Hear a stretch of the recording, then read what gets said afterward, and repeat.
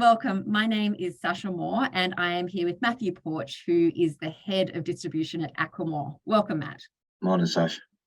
So we are in a very interesting video series production called The Myth Busting Private Lending, looking at what's true, what's not true, because the market's obviously evolved quite substantially over the decades, and there is still a lot of perceptions which may or may not still be correct.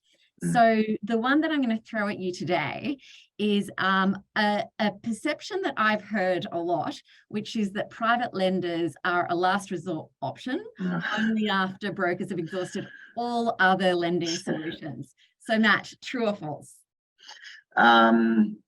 It's false pretty much, but you know, there are a number of individuals that will make that perception a reality.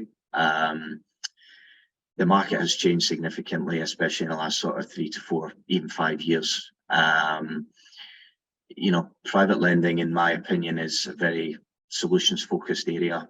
Aquamore has only really been playing in this space for the last couple of years, so it's a very prudent question that you ask in respect of lender of last resort and all the rest of it, where some brokers haven't heard of you before, and you know, they're not too sure about what they can and can't do.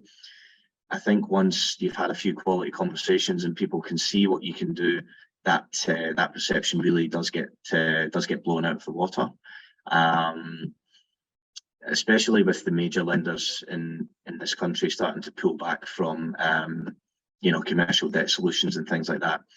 The market really has turned on its head, and a lot of the time, a lot of our trusted referrers are now coming to us first, despite the fact that by all market functions we are a bit more expensive than major lenders. People can really understand the value of a solution and how quickly you can get money out the door and speed to market and all the rest of it. That's all been factored into price discussions now.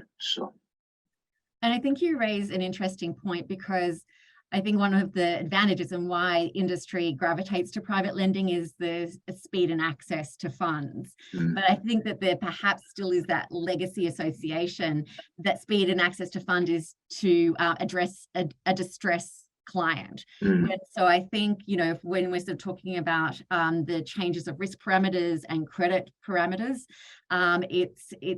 it's redundant to associate that distress piece with today's environment. So I think it's more, what I'm hearing is it's prudent for brokers to really understand the credit state and of that client, and also, as you were saying, make that assessment. What is the critical measure? Is it access to funds quickly? Is it a more bespoke solution, or is it a vanilla loan? And really sort of looking at that holistically in terms of whether it is a mainstream or a non-bank or a private lender. So I'm sort of really taking from that perception is antiquated, and I guess also it's a good opportunity to really challenge those perceptions and have quite robust discussions about it in order to change that mindset.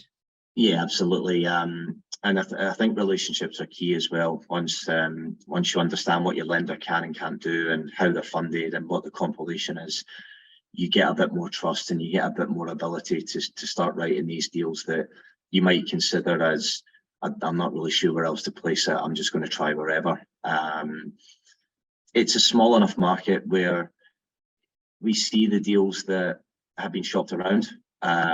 You know, there's a few clients out there who have tried every lender, and as I said, we know a lot of people in the industry, and these names do come up now and again, and if we do see these shop transactions, we try and stay away from them. So it's very important as a broker that, you know, you're in control of the transaction, that you're able to control the narrative and say, look, I think this is your best option at this time, given the solutions focused nature of what it is that you're looking for, as opposed to just trying every lender because you're out of options. That can be very frustrating for everyone involved, especially when you've got valuation reports on file, and you've got a dozen application forms, and you've provided a lot of information to other lenders who are now no longer interested, and trying to get these transactions placed right the first or second time, in my opinion, is very, very key. If you're after the third and fourth and fifth time of trying to place that transaction, you've really got into that sticky sort of territory. So, and I guess it comes back to really understanding the client holistically, and whether that's credit, speed of fund requirements, usage, risk, et cetera, and just having those upfront discussions as part of an initial due diligence process to then determine quickly who is going to be the best fit for the deal versus just spraying it out and just seeing what sticks. That's right, yeah, and you know, that separates the really good brokers from the average ones, where they have those quality upfront in-depth discussions, and they're not frightened to ask more questions and ask for more information. The amount of conversations I've had with certain people, and they've said, "Oh, look, I don't want to annoy the client by asking for too much information," and you think, well, that's your job. Your job is to understand the transaction, not only for yourself but for them. It's best interest duty. Yeah. And if you don't know the proposal, how can you expect to place it in the right area and make everybody happy? We sometimes get emails that say, "To undisclosed recipients, please see this deal," and you think, okay, how many people have you sent this to? You know, so it's as I said, it's about turning all that perception on its head and telling your client, look, we are going to have to go through a few things here. It might take a little bit of time, and you are going to have to do X, Y, and Z for me.